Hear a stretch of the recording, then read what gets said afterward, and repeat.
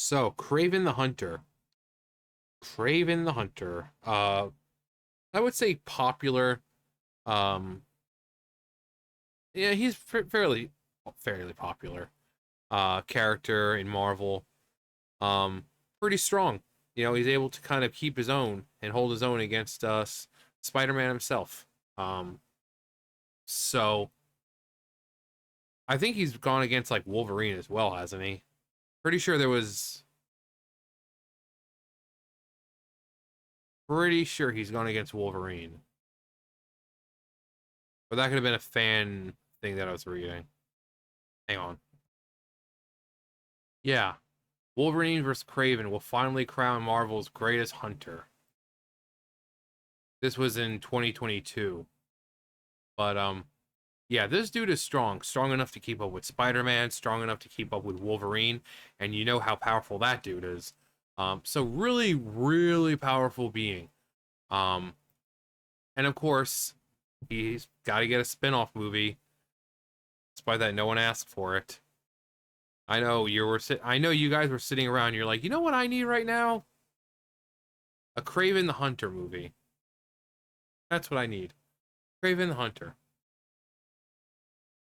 But Kraven the Hunter director asks fans to wash away the bad taste of previous Sony Spider-Man spin-offs and give our film a chance. All we are saying. Um, in a declaration that will have be seen to be believed, Kraven the Hunter, directed by J.C. Chandor, says that while Sony's Spider-Man spin-offs have an admittedly terrible reputation, he hopes fans will be able to wash away some of this grime and give his film a legitimate chance. Well, if the other ones have been bad, why would anyone trust this one?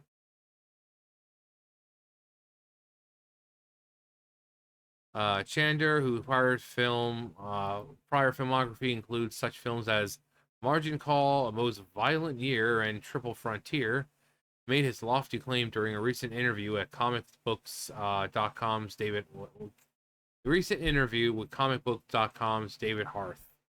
Hi, David Harth. Um, asked by his host as to his thoughts on poor reception of past entries in Sony Spider-Man's universe without Spider-Man, and whether or not he feared that their failures would affect Kraven's box office potential. Chandler asserted, "I don't want to get into the nitty-gritty of it, but here's what I would say. For me as a filmmaker, my number one goal, especially, quite frankly, over the last couple of years, where you guys are deep in this world, some of the fans are out there. A lot of the fans were upset with certain decisions and certain outcomes of the Sony cinematic universe.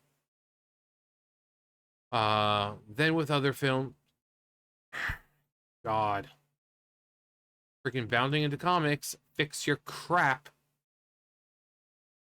Where were we?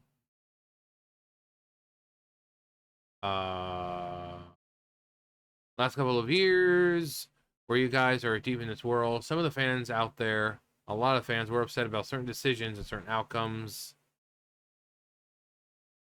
There were other films they've gone on to be tremendous successes. So there's been this there. So there's been. So there's been. Seriously, guys, bounding into comics in that Park Place. Why do you guys do this? Do you not have editors? Do you not double check your crap before you publish it? So there's been. How? Who looked at this and said this was fine? I'm a fucking no one, and I can read this crap and see that it's wrong. So you guys get paid for this. You know what? Start paying me, because I'm catching all these errors when you guys aren't. So maybe you should start paying me. So at first I thought maybe I was having a stroke. I'm like, so I'm like, wait, no. But then I'm reading, I'm like, no, it's so there's been, so it twice. So not having a stroke. It's just you guys don't seem to check your spelling, your punctuation, your grammar, your this, your that, and you just like, oh, that's good. Start paying me. I'm catching all this crap for you. I'm doing the job that you guys should be doing. Park Place is the same way. You guys want to be taken legitimately, taken seriously as a reputable source. You got to start acting more professional when it comes to writing your articles and making sure that there's no spelling errors or, whatever.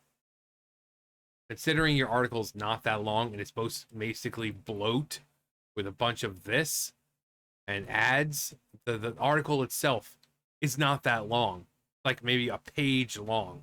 Surely you can check it. Surely, don't call me Shirley. Um.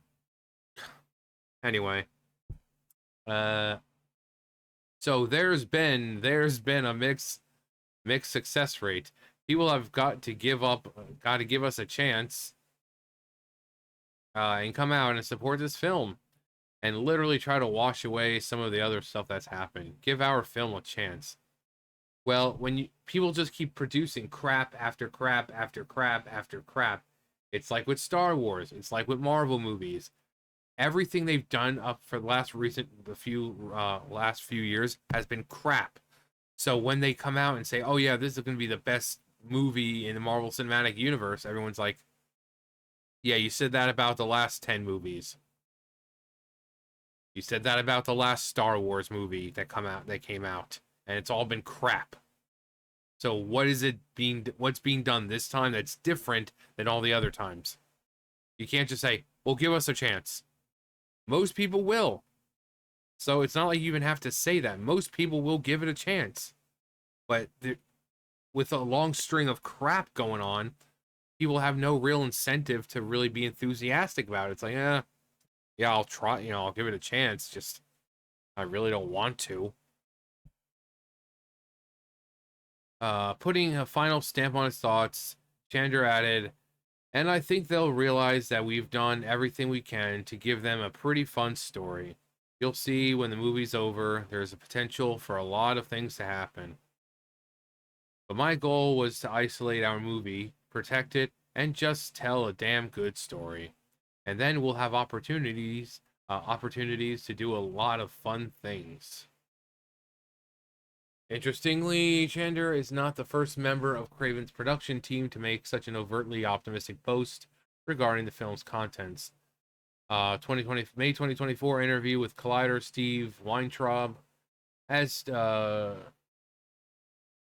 the reason behind the film's fourth and thus far final delay to its current December 13th, 2024 release date. Producer Matt Talmach bafflingly declared, Kraven most to move to Christmas because we're excited about it, and Christmas is the best release period there is. When you get people with time to go back to the movies over and over again. That was a real reflection on how the studio felt about the movie. We're really excited, but that's a great move that reflects just the feeling about the movie. Suffice to say, despite the best attempts by Chandler and Talmach, the previous disasters that were Madam Web, Venom, The Last Dance, and Morbius, it's Morbin time. Have ensured that fans are unlikely to have any faith in Kraven's quality unless they actually see it themselves. To this end, for those moviegoers willing to take a gamble on its quality, the Spider-Man Foes solo film is currently on track, as noted above, to tear its way into theaters December 13th.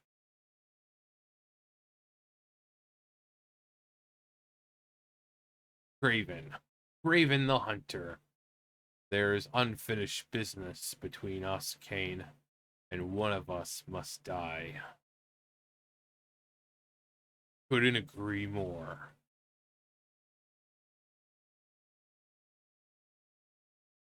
Is there anything worse than this level of blatant desperation? Hey, Hollywood, begging doesn't work. Just tell us you know that your product isn't good. Next time, make something good. Yeah, I mean, I remember watching the trailer and thinking, that's not Kraven. It just looks forgettable. Well, let's see. I haven't seen the trailer, so. My son, the day you were born, the very forests of Russia whisper the name Kraven. No, so it it's cool looking, I guess, but I don't get Kraven from it. It would have been great to see him against someone else, like Spider-Man, or, one of the other many people he's been put up against in the past. Um, Having a standalone just doesn't work very well. I mean, yeah, he's a cool character, but you want to see him fight someone like Spider-Man or Wolverine or Hulk or something. Actually, didn't he fight Hulk too? I'm trying to remember. He's fought a lot of the heroes, so um but yeah, it's generic looking for the most part. I mean, you could slap Rambo on it and people would believe that it's a Rambo movie. Um so for them to come out and be like, "Oh, please watch our movie. Please give it a chance." It is kind of a sign of desperation because these standalone heroes and stuff like that, or these standalone characters just don't work very well.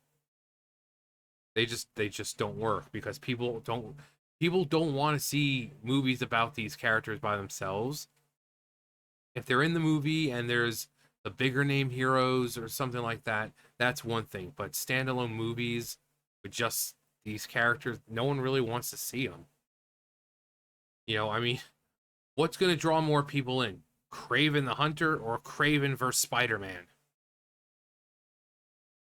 So um but that's just a theory. A film theory. And cut. No, yeah, those are just my thoughts. It could be a great movie. It can't, I don't know. I don't know. The movie's not out yet. But the fact that they're so desperately trying to get people to see the movie by, oh, just give it a chance. Give it a chance. It just kind of sounds like they know it's going to be crap. And, you know, but I would just say go in with an open mind and just accept that you're not going to see Spider-Man, you're not going to see Wolverine, you're not going to see any of these big name heroes. It's just going to be Kraven. That's what you're getting. That's the name of the movie. Kraven the Hunter. So don't expect some big epic battle of like, you know, Avenger size battle. Infinity War or anything. No, it's Kraven. It's Kraven. It's a Kraven movie, and he's craving some blood. This time it's personal. Um. Anyway, that's gonna do for me. You guys know the drill. I'll see you guys later. Bye, guys.